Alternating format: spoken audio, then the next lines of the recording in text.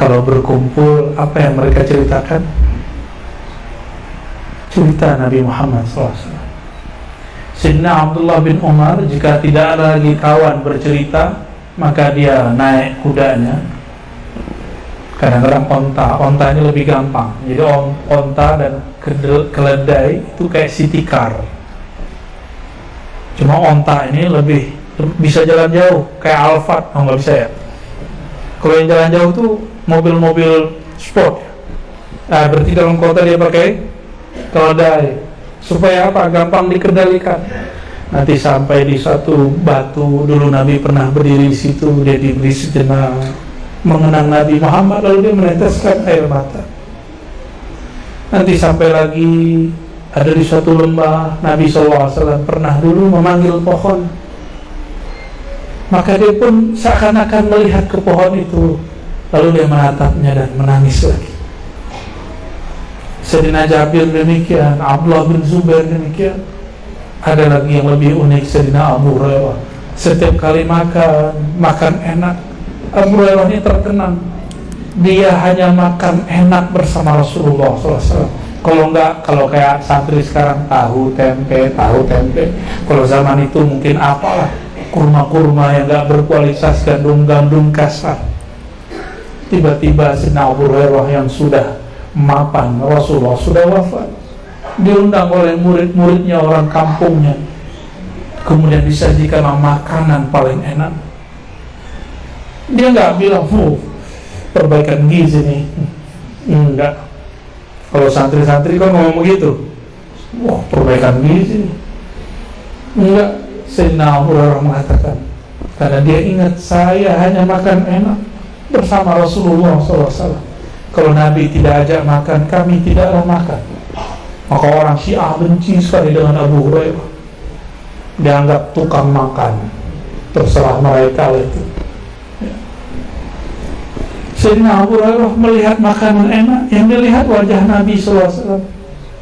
Apa kata beliau? Seandainya Nabi makan ini,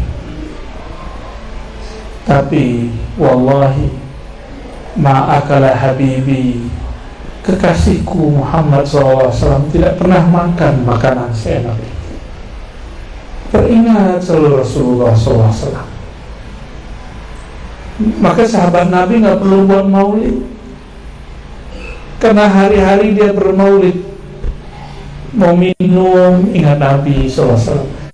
Bangun tidur, dia ingat cara Nabi bangun tidur. Kalau kita bangun tidur, pertama dicari apa? Handphone. Mending cari pasangan. Lihat mana istri, mana suami, mana anak, masih mending. Ini yang dicari apa? Handphone. Saya nggak tahu nanti mati kalian, ya, mohon maaf nih. Dikira orang mati kan dikira tidur. Nanti dia bangun di alam kubur, yang pertama dicari mana handphoneku. Auzubillah min dzalik. Udah sebelum tidur handphone di silent, atau minimal aktifkan cuma telepon, nonaktifkan internetnya. Mau? Lalu bacalah nama Allah dan nama Rasulullah SAW. Ya, baca syahadat, karena syahadat itu pembuka alam. Seandainya itu adalah tidur terakhir kita di dunia dan akan berpindah ke alam lain, kita tidur dalam nama Allah dan Rasulullah SAW, aman insya Allah. Biasanya baca doa apa? Bismika. Yang ngajarin nama itu siapa? Guru dari siapa? Gurunya dari siapa? Maka baca doa itu tanpa sholawat nggak sempurna. Ini yang nggak diajarkan di buku, hanya diajarkan oleh orang-orang yang bermakrifat kepada Sayyidina Muhammad SAW, yang tahu diuntung, kata orang lama ya. Tahu dia peruntungan hidupnya berasal dari Nabi Muhammad SAW. Jadi mulailah malam ini kalau mau tidur, ya, mau sehat gak sehat nih? Sebenarnya saya lagi kurang sehat. masuk angin biasa, kebanyakan makan angin dari kemarin. AC-nya kenceng, di ruangan mana ada AC, masuk mobil AC lagi. Tapi saya ridho dan saya senang. Badan gak enak pun masih bisa mengisahkan Nabi Muhammad SAW. Semoga sehat, sakit, senang, susah, Nabi Muhammad masih kita ceritakan. Sakit, paling sakit itu nanti berpisahnya ruh dengan badan. Maka belajarlah dari sekarang. Badan kurang sehat, sebut Nabi Muhammad SAW. Badan sehat, kenang Nabi Muhammad SAW. Sehingga nanti ketika sakit yang puncak itu datang, yang kita sebut Allah Muhammad, Allah Ahad, Muhammad Ahmad, nggak lebih dari itu. Betapa beruntungnya orang nyawanya berpisah. Maharnya Sayyidina Adam yang dulu membuat dia sah dengan Sayyidatina Hawa, dia baca lagi namanya ketika ruhnya berpisah dari tubuh yang merupakan hadiah salawat Sayyidina Adam. Itulah yang disebut husnul khotimah. Nabi kalau kita baca salam pasti datang. Kenapa beliau bisa datang di mana aja, kemana saja? Karena ruh tidak terbatas oleh dimensi alam zahir. Disebut namanya dia hadir. Cuma sayang tidak semua merasakan kehadirannya, karena pikiran kita masih tersita oleh alam ini. Coba kalau pikiran kita istirahatkan sejenak, aktifkan ruh, maka ruh akan merasakan kehadiran ayahanda ruhaninya Rasulullah SAW. Canggihnya Nabi Muhammad SAW. Orang non muslim pun diundang maulidnya. Kalau lagi rame itu videonya, walaupun saya nggak percaya amat, tapi kita senang aja lah ya. Walaupun dia dulu pernah ngomong Quran fiktif, kitab suci fiktif, dan dia menyebut Quran itu dokumen sejarah, itu secara akidah berbahaya. Cuma saya diam-diam aja, baru sekarang ngomong. Mengatakan Quran sebagai dokumen sejarah sama dengan Mu'tazilah mengatakan Quran itu produk zaman, produk makhluk. Tapi ya sudahlah, yang penting dia mau hadir maulid, tinggal tuh non muslim aja hadir maulid. Allahumma sholli ala sayyidina. Kok bisa? Karena non muslim ataupun muslim di tubuhnya ada bekas-bekas cahaya Sayyidina Muhammad sallallahu alaihi wasallam. Suatu kali Sayyidina Muhammad sallallahu alaihi wasallam beliau jalan, sampailah di suatu padang pasir. Beliau terdiam sejenak. Tiba-tiba beliau mengatakan,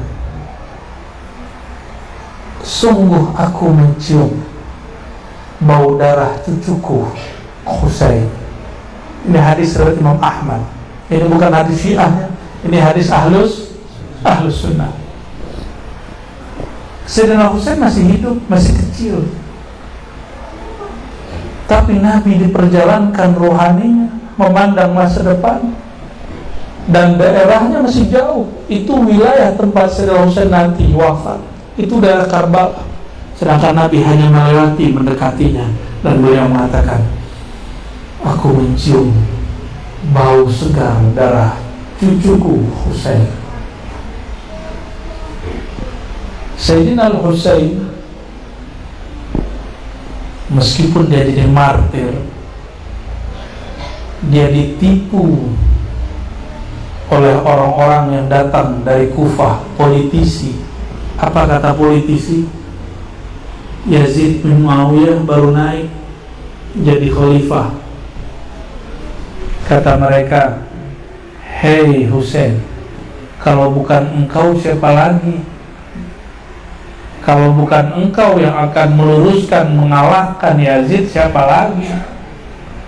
Sayyidina Husain juga gergetan. Kenapa? Dulu yang menghina ayahnya itu juga kelompok mereka. Minimal kalau bukan menghina, berperanglah.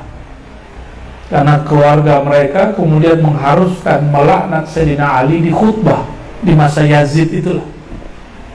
Karena Yazid memfatwakan khutbah mesti laknat Ali, makanya kemudian diganti dengan wa radhiyallahu ta'ala an ashabin Nabi SAW, terutama al-khulafa al-arba'ah Abu Bakar, Umar, itu dibatalkan. Itu mengganti kalimat laknat terhadap Sayyidina Ali yang dulu dibuat oleh Yazid bin Muawiyah dan keluarga kepat CS-CS-nya. Datanglah orang biasa, politisi dari Kufah. Kufah ini kota berbahaya, kota politis. Apa kata mereka? Kalau bukan engkau siapa lagi wahai cucu Rasulullah. Beliau kemudian semangat juga. Ya saat ini Pamer Halim nih. Ntar politisi datang. Kalau nggak abang siapa lagi bang? Sayyidina Al-Husain sudah dicium darahnya oleh Rasulullah SAW.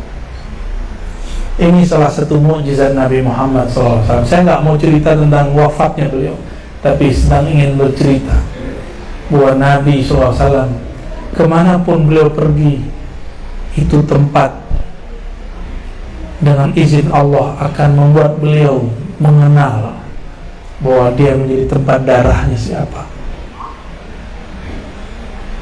Jadi Nabi kemana aja, itu alam semesta menyapa beliau. Jadi Nabi itu sibuk atau bukan? Sibuk sekali. Nabi kemana aja kunang-kunang nyapa beliau, kira-kira begitu ilustrasinya. Makanya kita ini gak jadi Nabi.